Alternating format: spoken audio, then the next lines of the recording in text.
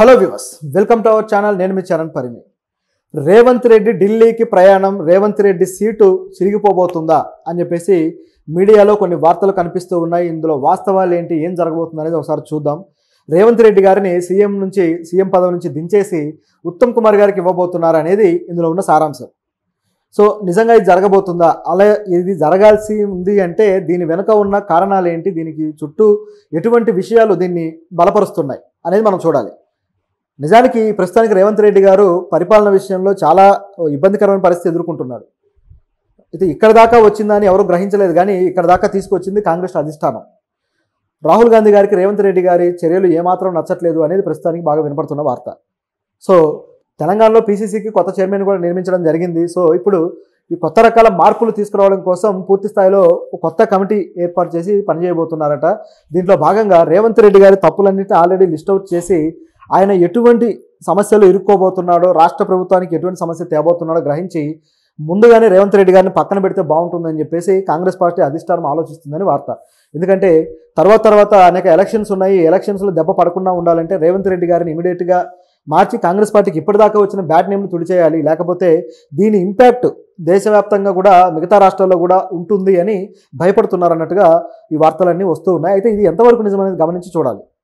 అదే దీంట్లో పాసిబిలిటీస్ లేవంటే పాసిబిలిటీస్ కూడా ఉన్నాయి. అలాగే దీంట్లో ఇంకెంత ముందుకు వెళ్ళొచ్చు ఈ కాంగ్రెస్ పార్టీ అధిష్టానం అనేది కూడా మనం ఒకసారి ఆలోచించి చూస్తే రేవంత్ రెడ్డి గారు కొన్ని రకాల సమస్యల్లో ఇరుక్కొని ఇబ్బంది పడుతున్నారు అనేది మనకు కనిపిస్తుంది. అది ఒకటి వచ్చేసి ఆయన చుట్టూ ఉన్న కోర్టు కేసులు, రెండోది వచ్చేసి ఇప్పటిదాకా ఏవైతే 6 గ్యారెంటీలు అమలు చేస్తామని చెప్పారో అందులో కొన్ని గ్యారెంటీలు కూడా పూర్తి స్థాయిలో అమలు పరచలేక ప్రజల నుంచి విమర్శ ఎదుర్కోవడం. మూడు వచ్చేసి హైడ్రా ద్వారా చేసిన యాక్టివిటీ వల్ల బడాబాబుల డైరెక్ట్ నెత్తి మీద చేయబెట్టడం, వాళ్ళని కొద్దిగా ఇబ్బంది పెట్టి భూస్థాపితం చేయాలన్నంత ప్రయత్నం చేశాడు. ఇప్పుడు వీళ్ళందరూ వెళ్ళి ఢిల్లీలో చక్రం తిప్పారనేది ఇక్కడ కనిపిస్తున్న మరొక వాస్తవం. అలాగే హైడ్రా మీద ఈ హైకోర్టు కూడా సీరియస్ అయ్యి దీని విషయంలో ఒక ఆర్డినెన్స్ తీసుకురావడం కోసం ప్రయత్నిస్తూ ఉంది. సో ఖచ్చితంగా ఒక ట్రిబ్యునల్ వస్తే వీళ్ళ మీద యాక్షన్ తీసుకోవడానికి ఒక స్కోప్ అయితే దొరికింది. ఇదొక యాంగిల్ అయితే, మరొకటి వచ్చేసి రేవంత్ రెడ్డి గారిది ఏదైతే ఓటుకు నోటు కేసు ఉందో ఈ కేసుని మధ్యప్రదేశ్ హైకోర్టుకు తరలించాలి అని చెప్పేసి చాలా రోజులుగా వాదన వస్తూ ఉంది. సో ఇది కూడా కోర్టు అంగీకరించే అవకాశం ఉంది. సో ఓవరాల్గా చూసుకుంటే రేవంత్ రెడ్డి గారు అనేక యాంగిల్స్లో ఇప్పుడు ఇబ్బందులు ఎదుర్కొంటారు. ఖచ్చితంగా జైలు పాలయ్యే అవకాశాలు కూడా ఉన్నాయి అని చెప్పేసి చూస్తూ ఉంటే కనిపిస్తుంది అనమాట. కాబట్టి ఇది కాంగ్రెస్ పార్టీకి తర్వాత దెబ్బ తగులుతుంది అనే ఉద్దేశంతో ఇప్పుడే అధిష్టానం పావులు కదుపుతుంది అనేది ఇక్కడ కనిపిస్తుంది. నిజానికి రేవంత్ రెడ్డి గారు ఈ 6 గ్యారెంటీల విషయంలో నిజంగానే ఫెయిల్ అయ్యాడు. ఆ ఒక్క ఉచిత బస్సు పెట్టారు, కానీ చివరికి ఆ బస్సుల సంఖ్య పెంచలేదు. మహిళలందరూ ఉచిత బస్సు కదా అని మిగతా ట్రాన్స్పోర్ట్ని తగ్గించుకొని బస్సుల వైపు రావడానికి ఇష్టపడ్డారు. దాంతో వర్కింగ్ ఉమెన్కి అది కూడా కొద్దిగా చిన్న స్థాయి దిగువ మధ్య తరగతి ఉమెన్కి చాలా ఉపయోగకరంగా తయారైంది. ఇటువంటి పరిస్థితుల్లో బస్సులు ఎక్కువ లేకపోవడం వల్ల మిడ్ నైట్లు కూడా మహిళలు వెయిట్ చేయడాలు, అదేవిధంగా కొంతమంది ఎటుపోవాలో అర్థం కాని పరిస్థితులు ఇక్కడ రవాణా సౌకర్యాలు ఏర్పడ్డాయి. దీని విషయంలో ఈ ఆర్టీసీ చైర్మన్ కూడా ఎటువంటి కొత్త బస్సులు ఏర్పాటు చేసి దీన్ని మేము రెక్టిఫై చేస్తున్నామని చెప్పిన దాఖలాలు కూడా లేవు. ఇది ఇక్కడ ఉన్న పరిస్థితి. చివరికి ఇక్కడ దెబ్బ తగిలి మొత్తానికి రవాణా సౌకర్యాల్లో ఈ ఆటోలు వాళ్ళు, అలాగే క్యాబ్స్కి సంబంధించిన వాళ్ళు కూడా దెబ్బతిన్నారు. వీళ్ళ వ్యతిరేకత అనేది ఆల్రెడీ ఉంది. ఇది కాకుండా నిరుద్యోగులు ఆల్రెడీ రేవంత్ రెడ్డి గారితో పోరాడుతూ వస్తున్నారు. నిరుద్యోగులకు ఉద్యోగాలు ఇప్పిస్తాము అని చెప్పేసి వాళ్ళ మద్దతు కూడగట్టుకొని మరీ ఎలక్షన్లోకి దిగిన రేవంత్ రెడ్డి గారు చివరికి వచ్చి రాగానే ఆ డిఎస్సికి సంబంధించి ఎక్కువ మందికి అవకాశం ఇవ్వకుండా దాన్ని తొక్కేసే ప్రయత్నం చేశారు. అదేవిధంగా గ్రూప్ 1, గ్రూప్ 2కి సంబంధించి కూడా కొన్ని ఇబ్బందులు క్రియేట్ చేశారు. అంటే 100:1 లాగా తీసుకోకుండా 100:50 లాగా తీసుకుంటామని చెప్పేసి ఆ జాబ్కి సంబంధించిన ఏదైతే ఇది రేషియో ఉంటుందో దాన్ని తగ్గించేశారు. ఆ నిష్పత్తి తగ్గించడంతో ఒక్కసారిగా లక్షల మంది విద్యార్థులు నష్టపోయే పరిస్థితి ఏర్పడింది. సో ఇటువంటి పరిస్థితులు తీసుకొచ్చేసి వాళ్ళు రోడ్లెక్కి రాస్తా రోకోలు చేసి నానా ఇబ్బందులు పడ్డారు. వాళ్ళ మీద కూడా పోలీసులు కేసులు పెట్టడాలు, ఎన్నో ఇబ్బందులు పెట్టారు. ఇది కూడా మరోవైపు సాగుతూ ఉంది. ఇదిలా ఉండగానే రైతుల రుణ భరోసా ఏదైతే రుణమాఫీ ఉంది, అలాగే రైతు భరోసా ఉంది, ఈ రెండింటి విషయంలో కూడా రేవంత్ రెడ్డి గారు సగానికి సగం ఫెయిల్ అయ్యారు.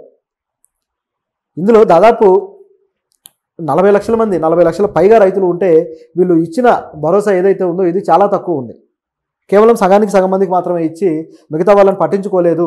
లబ్ధిదారుల పేర్లే తీసేశారు, ఉన్న కొద్ది మంది పేర్లు మాత్రమే చూపించి మోసం చేస్తున్నారు అన్నట్టుగా కేటీఆర్ గారు కూడా రియాక్ట్ అవ్వడం జరిగింది. అయితే ఇది ఒక పార్టీపరమైన రియాక్షన్ లాగా చూడడం కాదు, కానీ చాలా వరకు నష్టపోయిన లబ్ధిదారులు ఎవరైతే ఉన్నారో వీళ్ళందరూ కూడా వాళ్ళ ఆవేదన వెలగక్కున్న వీడియోలు అనేక మీడియాలో కనిపిస్తాయి. మొన్నటిదాకా వచ్చాయి, ఇప్పుడు ఈయన వచ్చాడు మాకేమీ లేకుండా పోయింది అని చెప్పేసి బాధపడ్డ వాళ్ళు ఉన్నారు. ఈ విధంగా ఎక్కడికక్కడ అనేక వర్గాల మీద ఈయన దెబ్బతీస్తూ వచ్చాడు. మరికొన్ని అంశాలు ఏంటంటే జీరో విద్యుత్ బిల్లు. సో ఇది దానికి సాధ్యపడలేదు, ఆగిపోయారు. అదేవిధంగా మహిళలకి 2500 ఏదైతే వాళ్ళ భృతి ఉందో దాన్ని కూడా ఇవ్వకుండా ఆపేశారు. అదేవిధంగా గ్యాస్ కూడా 500కి అందిస్తామని సవాలు చేసి మరీ వచ్చారు. ఇదే ఏదైతే వాగ్దానం ఉందో దీన్ని కూడా చంద్రబాబు గారు కాపీ కొట్టి మరీ అక్కడ ప్రచారం చేసుకున్నారు. కానీ ఇక్కడ లేదు, అక్కడ లేదు. సో ఇది కూడా దెబ్బ కొట్టేసింది. పింఛన్ల పెంపు, అలాగే తులం బంగారం ఏదైతే వీళ్ళు ఇవ్వాలనుకున్నారో ఇవి కూడా సరిగ్గా చేయలేదు. ఇట్లా ప్రతిదీ కూడా ఏవైతే గ్యారంటీలు అని చెప్పారో ఈ గ్యారంటీల మీద దెబ్బ కొట్టేసరికి ప్రభుత్వం ఏ ఉద్దేశంతో అయితే వచ్చిందో ఆ ఉద్దేశానికి తూట్లు పొడిచినట్టు అయింది. ఇదొక యాంగిల్ అయితే, ఇక మరొకటి చూసుకుంటే ముఖ్యంగా రాహుల్ గాంధీ గారికి ఎక్కడ హర్ట్ అయ్యారనేది గమనించి చూస్తే ఆయన ఏవైతే చేరికలు ఉన్నాయో, ఫిరాయింపులు ఉన్నాయో 40 ఫిరాయింపుల విషయంలో రాహుల్ గాంధీ గారు హర్ట్ అయ్యారనేది ఇప్పుడున్న విషయం. ఎందుకంటే 40 ఫిరాయింపులు అనేది గత కొద్ది కాలంగా అనేక విమర్శలు ఎదుర్కొంటూ వస్తుంది. ఎవరైనా సరే పార్టీ ఫిరాయిస్తే ఆ పార్టీకి రాజీనామా చేయడమే కాదు, వాళ్ళు ఏ పార్టీ జెండాతోటైతే నెగ్గారో ఆ పార్టీ ఆ సభ్యత్వానికి, అలాగే ఆ ఎమ్మెల్యే పదవికి కూడా రాజీనామా చేసి రావాలి అని చెప్పేసి గతం నుంచి కూడా కొంతమంది నాయకులు వాదిస్తూ వచ్చారు. ఎవరైతే వాదిస్తారో మళ్ళీ వాళ్ళే మారుతూ ఉంటారో అది వేరే విషయం. బీఆర్ఎస్ గెలిచినప్పుడు కూడా అనేక మంది కాంగ్రెస్ నుంచి దాదాపు ఖాళీ అయిపోయింది కాంగ్రెస్. ఆ స్థాయిలో వెళ్ళి బీఆర్ఎస్లో జాయిన్ అయ్యారు. ఇప్పుడు చూస్తే కాంగ్రెస్ గెలిచిన తర్వాత బీఆర్ఎస్ నుంచి ఇప్పటికే దాదాపు 9 మంది నాయకులు వచ్చేసి కాంగ్రెస్లో జాయిన్ అయ్యి ఉన్నారు. అయితే ఈ 9 మంది కూడా ఆల్రెడీ కాంగ్రెస్లో పెద్ద ప్రాధాన్యత దక్కించుకోలేకపోయారు. కానీ అఫీషియల్గా జాయిన్ అవ్వడము, రేవంత్ రెడ్డిని కలవడము ఇదంతా జరుగుతున్న తర్వాత ఈ 40 ఫిరాయింపులను రేవంత్ రెడ్డి ఎంకరేజ్ చేస్తున్నాడు, ఇది సరైంది కాదు నైతికంగా అని చెప్పేసి మరోవైపు కోర్టులో పిటిషన్లు కూడా వేయడంతో కోర్టు దాన్ని స్వీకరించి ఇప్పుడు వాదనలు వినిపించింది. కోర్టు ఏం ఆరోపణిస్తుందంటే ఈ 40 ఫిరాయింపులకి చట్టం తీసుకురావాల్సిందే, ఇలాంటి వాళ్ళని శిక్షించాల్సిందే అని చెప్పేసి కోర్టు గట్టిగా వ్యాఖ్యానించింది. ఈ ఫిరాయించిన వాళ్ళందరినీ కూడా గట్టిగా దూషించింది కూడా, చెప్పాలంటే వాళ్ళకి చివాట్లు పెట్టింది. దీన్ని ఎంకరేజ్ చేస్తుంది రేవంత్ రెడ్డి గారు. సో ఈ విధంగా చేయడం అనేది ఖచ్చితంగా తప్పుపట్టాల్సిందే. ప్రజాస్వామ్యంలో ఇది ఏమాత్రం హర్షించదగింది కాదు. ఇంకా చెప్పాలంటే మేము గేట్లు ఎత్తేస్తే బీఆర్ఎస్ మొత్తం వచ్చేస్తుంది అని కూడా వ్యాఖ్యానించిన సంఘటనలు ఉన్నాయి. అంటే ఒక ప్రతిపక్ష పార్టీయే లేకుండా చేయాలనుకోవడం నిజంగా మూర్ఖత్వం అవుతుంది. అది ఏమాత్రం ప్రజాస్వామ్యంలో మంచి పని అనిపించుకోదు. ఇంకా చెప్పాలంటే వీళ్ళకి ఎటువంటి శిక్ష విధించాలి, ఏ జీవో తీసుకురావాలి, ఏ సెక్షన్ల కింద కేసులు నమోదు చేయొచ్చు అని చెప్పేసి ఆల్రెడీ హైకోర్టు దానికి సంబంధించిన మంత్రాలు మొదలెట్టేసింది. ఆ ప్రణాళికలన్నీ రచిస్తూ ఉంది. ఇంకా దీనికి వాయిదాలు ఉన్నాయి. 40 ఫిరాయింపుల చట్టాన్ని అమల్లోకి తీసుకురావడం కోసం ఇంకా వాయిదాలు జరుగుతూ ఉన్నాయి. ఖచ్చితంగా 1 నెల 2 నెలల్లో ఇది అమల్లోకి వచ్చే అవకాశం ఉంది. సో దాని మీద కూడా మనం సపరేట్గా వేరే వీడియో చేద్దాం. అయితే ఇక్కడ ఉన్న పరిస్థితి చూస్తే ఇది రాహుల్ గాంధీ గారికి ఇబ్బందికరంగా అనిపించింది. ఎందుకంటే ఒకటి రాష్ట్రంలో ప్రజల మద్దతు కోల్పోయే అవకాశం ఒకటైతే, రెండోది వచ్చేసి కోర్టు కూడా దీనికి ముట్టికాయలు వేయడంతో ఒక్కసారిగా ప్రభుత్వమే కార్నర్లో పడిపోయే ప్రమాదం ఏర్పడింది, ఆత్మరక్షణలో పడిపోతుంది అన్నమాట. ఇది రాహుల్ గాంధీ గారు ఇబ్బందిగా ఫీల్ అయ్యి దీని విషయంలో రేవంత్ రెడ్డికి ఆల్రెడీ వార్నింగ్ ఇచ్చినట్టుగా, తర్వాత అవసరమైతే మీ పదవిని తీసేసి ఉత్తమ్కి ఇవ్వడానికి కూడా మేము వెనకాలమన్నట్లుగా ఒక సూచనలు అయితే వదిలినట్టుగా తెలుస్తుంది. అయితే మరి ఉత్తమే ఎందుకు అవుతారు ఏంటి అని గమనించి చూసినప్పుడు నిజానికి రేవంత్ రెడ్డి గారు సీఎం అభ్యర్థిగా ఆయన్ని ప్రకటించక ముందు కూడా సీఎం అభ్యర్థి ఎవరు అనుకుంటున్నారు అని గమనించి చూస్తే ముందుగా వచ్చిన పేర్లు 2. ఒకటి వచ్చేసి బట్టి విక్రమార్క గారు, ప్రస్తుతం డిప్యూటీగా ఉన్నారు. అదేవిధంగా ఉత్తమ్ గారు. వీళ్ళిద్దరు పేర్లే వచ్చాయి. సో వీళ్ళలో ఎవరో ఒకరు ఖచ్చితంగా సీఎం అభ్యర్థిగా ప్రకటించబడతారని భావించిన టైంలో రేవంత్ రెడ్డి కొద్దిగా పుంజుకొని చివరికి ఆయన సీఎం అభ్యర్థిగా నిలబడ్డారు. ఎలక్షన్కు ముందు వరకు కూడా రేవంత్ రెడ్డి మొత్తం క్యాంపెయినింగ్ నడిపిస్తూ క్యాంపెయినింగ్కి ఆయనే కర్తగా ఉండి చేస్తూ వచ్చినా సరే ఆయన్ని సీఎం అభ్యర్థిగా ప్రకటించలేదు. ఒక సందర్భంలో అయితే రేవంత్ రెడ్డి గారు కావాలంటే సీతక్కను కూడా సీఎంగా ప్రకటిస్తాము, నేను మద్దతు ఇస్తానని చెప్పేసి కూడా మాట్లాడాడు. సో అటువంటి పరిస్థితి, అంటే తాను సీఎంగా తనను ఎప్పుడూ ప్రొజెక్ట్ చేసుకోకుండా ఉన్నాడు రేవంత్ రెడ్డి. కాబట్టి ఆయన్ను పార్టీ తీసేసి మళ్ళీ మరొకరిని ఎక్కించినా మాట్లాడడానికి స్కోప్ లేని పరిస్థితి ఆయనకు ఉంది. సొంతంగా ఆయన ఇక్కడ ఇంత బలగం ఏర్పాటు చేసుకున్నారనే ఇది కూడా లేదు. ఎందుకంటే కాంగ్రెస్ పార్టీలో పుట్టి పెరిగిన నాయకుడిగా కాదు ఆయన. ఇప్పటికీ కూడా పొరపాటున చంద్రబాబు గారిని కలిస్తే గురు శిష్యులు కలిశారు, టీడీపీకి ఇక్కడ మద్దతు ఇస్తున్నాడు, టీడీపీని తెలంగాణలోకి పార్టీగా ఆహ్వానిస్తున్నాడు అన్న వార్తలు కూడా అనేకం వచ్చేసాయి. సో ఇదంతా గమనించి చూసినప్పుడు రేవంత్ రెడ్డి గారు తనకంటూ ఒక కోటరీని నిర్మించుకోకపోవడం వల్ల తన పోటీగా ఉన్న ఎవరైతే నాయకులు ఉన్నారో వీళ్ళు ఢిల్లీలో చక్రం తిప్పడానికి ఈ హైడ్రా వివాదం కావచ్చు, అదేవిధంగా ఈ ఫిరాయింపుల వివాదం కావచ్చు, వీటన్నిటినీ వాడుకొని ఇప్పుడు ఆయనకి ఒక రకమైన ఆయన సీటుకి ఎసరు పెడుతున్నారు అనేది ఇక్కడ కనిపిస్తున్న వాస్తవం.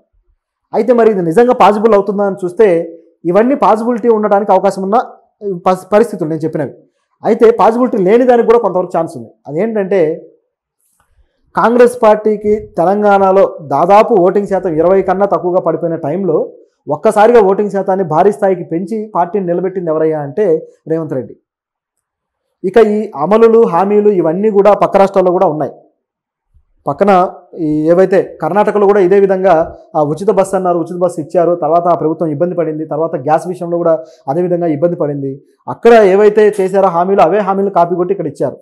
ఆ కర్ణాటకలో అంత ఇబ్బంది పడుతున్నా సరే ఆ ప్రభుత్వాన్ని మార్చడానికి కాంగ్రెస్ పార్టీ ఏమాత్రం చర్యలు తీసుకోలేదు. నిజానికి డీకే శివకుమార్ గారు నేను అవుతానని చెప్పి భీష్మించు కూర్చున్నా సరే కాంగ్రెస్ పార్టీ అలా చేయకుండా సీనియర్ నాయకులకే ఇవ్వడం జరిగింది. తిరిగి ఇప్పుడు కూడా వివాదం వస్తున్నా సరే అలాగే ఉంచారు, ఏమాత్రం మార్చలేదు.